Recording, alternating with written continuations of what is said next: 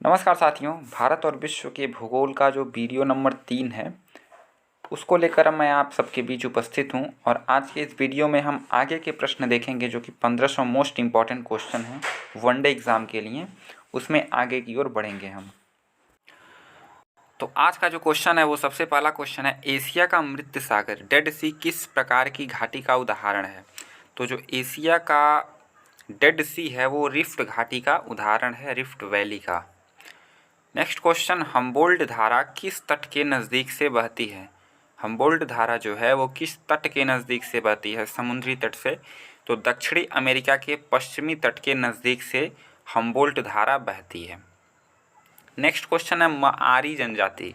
माआरी जनजाति का निवास क्षेत्र किस देश में है। तो न्यूजीलैंड। न्यूजीलैंड जो है वो ऑस्ट्रेलिया के दक्षिण पूर्व में देश है। ओके। अगला क्वेश्चन, सुगा किस देश की राजधानी है, यह देश कहाँ पर है। तो सुगा जो है वो फिजी की राजधानी है और फिजी दक्षिणी प्रशांत महासागर में स्थित एक द्वीप है। देश के सर्वप्रथम सौर तालाब का विकास किस स्थान पर किया गया। तो कच्छ और गुजरात। गुजरात में एक जगह है कच्छ, वहीं पे जो है सबसे पहले सौर तालाब सोलर पाउंड का जो है वो विकास किया गया। नेक्स्ट क्वेश्चन देखते हैं, देश के भाखड़ा नांगल परियोजना में, ये वाला क्वेश्चन देखते हैं, भाखड़ा नांगल परियोजना में मानव निर्मित झील को किस नाम से जाना जाता है। तो गोविंद सागर के नाम से जाना जाता है। भाखड़ा नांगल परियोजना में जो झील बना हुआ है मानव निर्मित, उसको गोविंद सागर के नाम से जाना जाता है। नेक्स्ट क्वेश्चन है, एटना, स्ट्राम्बोली, फ्यूजियामा और विशुवियस ज्वालामुखी में से प्रमुख ज्वालामुखी जो डॉर्मेंट वॉल्केनो है वो कौन सा है। तो विशुवियस ज्वालामुखी जो है वो डॉर्मेंट यानी कि प्रमुख ज्वालामुखी है। ओनगे जनजाति जो प्रायः विलुप्त होती जा रही है, भारत के किस क्षेत्र में निवास करती है। तो अंडमान द्वीप समूह में। अंडमान द्वीप समूह जो है वहाँ पर ओनगे जनजाति पाई जाती है। इस समय वो विलुप्त होती जा रही है। अगला क्वेश्चन है, भारत का सबसे गहरा तथा हर मौसम में कार्य करने वाला बंदरगाह कौन सा है। तो वो पाराद्वीप है। ओके, पाराद्वीप जो है वो सबसे गहरा और हर एक मौसम में कार्य करने वाला बंदरगाह है। अगला क्वेश्चन देखेंगे, विश्व का सबसे छोटा महाद्वीप ऑस्ट्रेलिया है और इसका क्षेत्रफल कितना है। तो विश्व का सबसे छोटा महाद्वीप तो ऑस्ट्रेलिया, ये आपको पता है। और इसका क्षेत्रफल अगर पूछेगा तो आप बताएंगे कि 76,86,880 वर्ग किलोमीटर। मतलब अगर आप मोटा मोटी जाने तो 77 जो है लाख वर्ग किलोमीटर। ओके, 77 लाख जो है किलोमीटर इसका वर्ग क्षेत्रफल है। टोडा जनजाति किस राज्य में पाई जाती है। तो टोडा जो जनजाति है वो तमिलनाडु, त से तमिलनाडु राज्य में पाई जाती है। रावी, चिनाब, झेलम तथा ब्यास में से कौन सी नदी अपने उद्गम से अंत तक केवल भारत में ही प्रभावित होती है। तो ब्यास नदी जो है वो उद्गम भी भारत में उसका होता है और उसका जो जाके फिर सतलज में भारत में ही मिल जाती है। ओके, भारत की सीमा में ही वो सतलज से मिल जाती है। अर्थात जो ब्यास है वो अपने उद्गम से अंत तक केवल भारत में ही प्रभावित होती है। ठीक है, अगला क्वेश्चन देखेंगे, मयूरभंज, क्योंझर तथा सुंदरगढ़, ये जो लोहे की खदानें हैं वो किस राज्य में है। तो मयूरभंज, क्योंझर और सुंदरगढ़ ये उड़ीसा में स्थित है। ओके, मेडागास्कर की खोज किस सन में हुई थी। तो मेडागास्कर 1500 ईस्वी में खोजा गया था डिगोदियाज द्वारा। देश में सर्वाधिक चंदन की लकड़ी का उत्पादन किस राज्य में होता है। तो कर्नाटका में जो है सर्वाधिक चंदन की लकड़ी का उत्पादन होता है। कैलिफोर्निया की जलवायु किस वर्ग की जलवायु में आती है। तो कैलिफोर्निया की जलवायु भूमध्य सागरीय जलवायु है, यानी कि जो कैलिफोर्निया है वो भूमध्य सागर जो है उस अक्षांश रेखा पर पड़ता है, इसीलिए वहाँ पर भूमध्य सागरीय जलवायु पाई जाती है। बेरिंग जल डमरू मध्य किन दो देशों को अलग करता है। तो अलास्का को और रूस को, ये मैंने पहले भी आपको करा चुका है। राजमुंदरी में कौन सा केंद्रीय शोध संस्थान है। तो राजमुंदरी में जो है वो केंद्रीय तंबाकू शोध संस्थान, कौन सा है, केंद्रीय तंबाकू शोध संस्थान जो है राजमुंदरी में है। जो तंबाकू बेचे जाते हैं उस पर स्टंप लगाया जाता है, तो वो जो उसका मुख्यालय यानी कि जो उसका केंद्रीय शोध संस्था जो है वो राजमुंदरी में है। भारत में साइलेंट वैली प्रोजेक्ट किस राज्य में है। तो केरला में। साइलेंट वैली प्रोजेक्ट जो है वो केरला में है। लक्षद्वीप संरचना की दृष्टि से कैसे द्वीप हैं। तो जो लक्षद्वीप देश हैं वो संरचना की दृष्टि से प्रवाल द्वीप हैं, मतलब वो प्रवालों से बने हुए हैं। पेरियार जल विद्युत परियोजना किस राज्य में है। तो वो केरल में। पेरियार नदी भी केरल में है और पेरियार जल विद्युत परियोजना जो उस पर बनाई गई है वो केरल में है। ओके, नॉट KNOT किसका मात्रक है? तो नॉट जो है वो वायु की गति का मात्रक है, कितने गति से वायु बह रही है ये नॉट में मापा जाता है। ठीक है, कोरबा का एल्यूमिनियम उद्योग किस राज्य में स्थित है? तो कोरबा का जो एल्यूमिनियम उद्योग है, एल्यूमिनियम इंडस्ट्रीज है, वो छत्तीसगढ़ राज्य में स्थित है। ओके, छत्तीसगढ़ राज्य में। अंकलेश्वर तेल क्षेत्र किस राज्य में स्थित है? गुजरात में। अंकलेश्वर तेल क्षेत्र गुजरात में जो है अंकलेश्वर तेल क्षेत्र। तेल से संबंधित मैक्सिमम क्वेश्चन अगर आता है, अगर आपको आंसर नहीं पता है तो उसका आंसर आप गुजरात पे आप गेस कर सकते हैं। ओके, सीनू लोवचू पर्वत शिखर किस राज्य में है? सीनी लोवचू पर्वत शिखर किस राज्य में है? तो सिक्किम में जो है सीनी लोवचू पर्वत शिखर है। अगला क्वेश्चन देखेंगे, हाथी घास। हाथी घास किस प्रदेश में उगती है? तो हाथी घास सवाना प्रदेश में उगती है, एलिफेंट ग्रास जिसको कहते हैं। पृथ्वी के किस बिंदु पर किसी वस्तु का भार सर्वाधिक होता है? तो ध्रुवों पर। ध्रुवों पर सर्वाधिक भार क्यों होता है? क्योंकि वहाँ पर क्या होगा, वहाँ पे गुरुत्वाकर्षण बल अधिक होता है। ओके, अगला क्वेश्चन देखेंगे, लघु ज्वार के समय सूर्य, चंद्रमा और पृथ्वी की स्थिति कैसी होती है? तो समकोणीय होती है। समकोणीय मतलब इस तरह से होते हैं। ओके, एक यहाँ पे, एक यहाँ पे और एक यहाँ पे, इस तरह से। अगला क्वेश्चन देखेंगे, पनियान व इरूला जनजातियाँ किन राज्य में निवास करती हैं? तो पनियान और इरूला जनजाति जो है वो केरल में निवास करती है। कौन सा ग्रह हरे प्रकाश को उत्सर्जित करता है? तो यूरेनस ग्रह जो है वो हरे प्रकाश को उत्सर्जित करता है।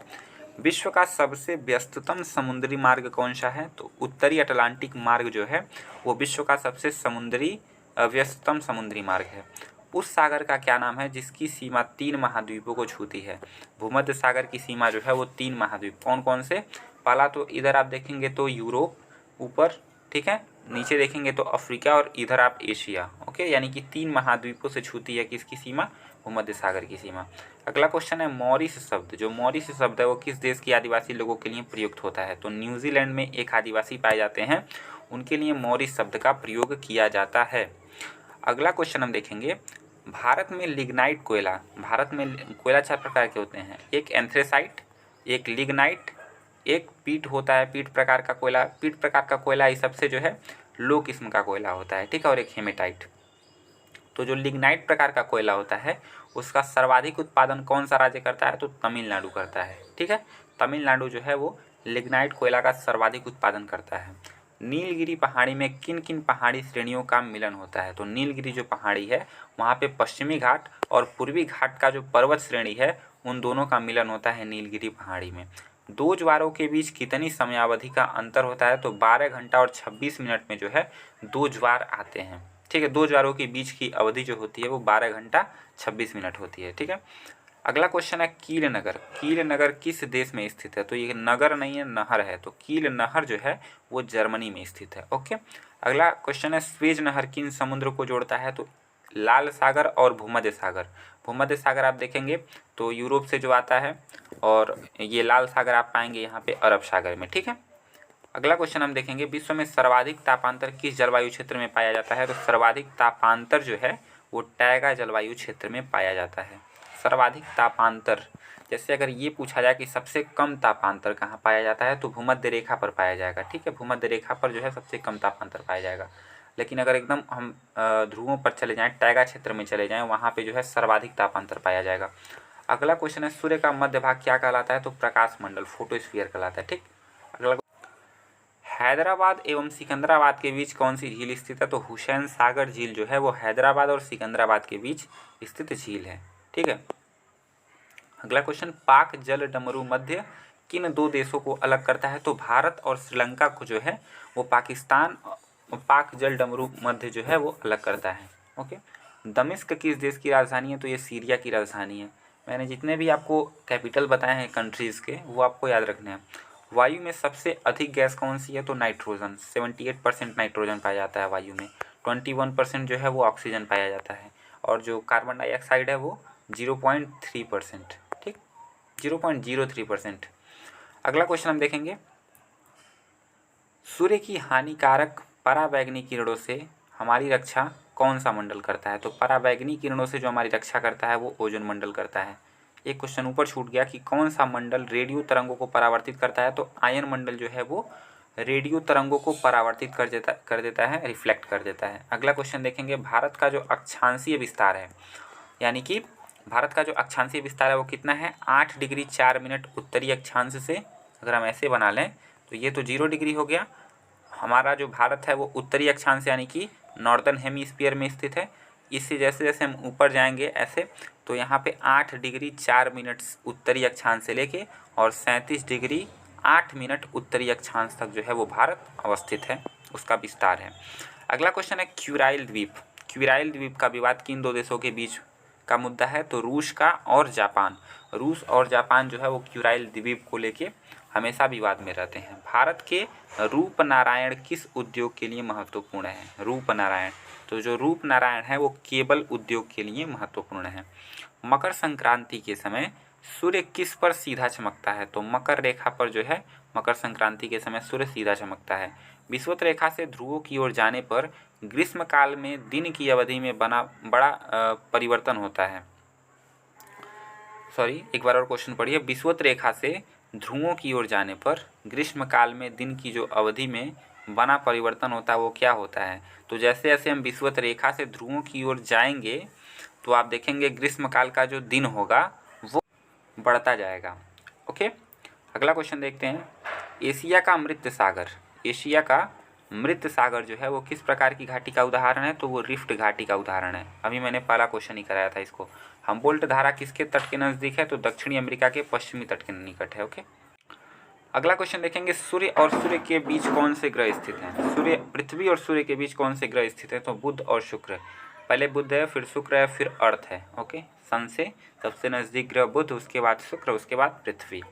अगला क्वेश्चन देखेंगे, किन ग्रहों को सौर मंडल के आंतरिक ग्रहों की संज्ञा दी जाती है, तो बुध, शुक्र, पृथ्वी और मंगल, ये 4 ग्रहों को आंतरिक यानी कि इंटरनल या फिर आंतरिक ग्रह के नाम से जाना जाता है।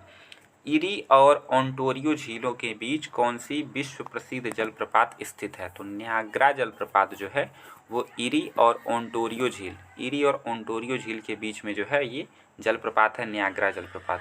अगला क्वेश्चन है, यूरोप से ऑस्ट्रेलिया जाने वाले जलयान केप ऑफ गुड होप मार्ग से जाते हैं। ओके, यूरोप से अगर हमको ऑस्ट्रेलिया जाना हो तो केप ऑफ गुड होप के मार्ग से जाया जाता है, जबकि वापसी पर ये स्वेज नहर जलमार्ग से गुजरते हैं। ऐसा क्यों, तो जाते समय जो है वो पछुआ पवनें अनुकूल होती हैं और लौटते समय इन पवनों से बचने के लिए जो है वो स्वेज नहर से आते हैं। जैसे मैं आपको बताऊं, अगला क्वेश्चन क्या है, ग्रीन पीस क्या है। ग्रीन पीस क्या है, तो पर्यावरण समर्थकों का अंतर्राष्ट्रीय संगठन है। ओके, पर्यावरण समर्थक जो भी हैं उनका अंतर्राष्ट्रीय संगठन को ग्रीन पीस कहा जाता है। वर्षा काल में किस समय वायुमंडल सबसे अधिक आर्द्र रहता है, तो वर्षा काल में जो सबसे अधिक आर्द्र वायुमंडल जो है वो प्रातःकाल में रहता है। ओके, वर्षा काल में सबसे अधिक आर्द्र। भारत में दक्षिण पश्चिम मानसून का समय सामान्य कब से कब तक होता है, तो जून से लेकर सितंबर तक जो है वो दक्षिण पश्चिम मानसून जो है वो भारत में आता है। अगला क्वेश्चन है, भारत के मानसून का वर्णन करने वाला पहला अरब विद्वान कौन था, तो वो अल मसूदी था। अगला क्वेश्चन, दक्षिणी भारत में प्रवाहित होने वाली किस नदी का थाला यानी कि जो कैचमेंट है, कैचमेंट एरिया है वो सबसे बड़ा है, तो गोदावरी नदी का। ओके, अगला क्वेश्चन है, कश्मीर की सिंधु और पामीर पठार के बीच विस्तृत पर्वत श्रृंखला को क्या कहा जाता है, तो काराकोरम श्रृंखला कहा जाता है। अगला क्वेश्चन है कि अफ्रीका की जो नील नदी है, नील नदी घाटी में निवास करने वाले कृषकों को क्या कहा जाता है, उसको फिल्लाह कहा जाता है। जो अफ्रीका की नील नदी घाटी में निवास करते हैं कृषक, उनको फिल्लाह कहा जाता है।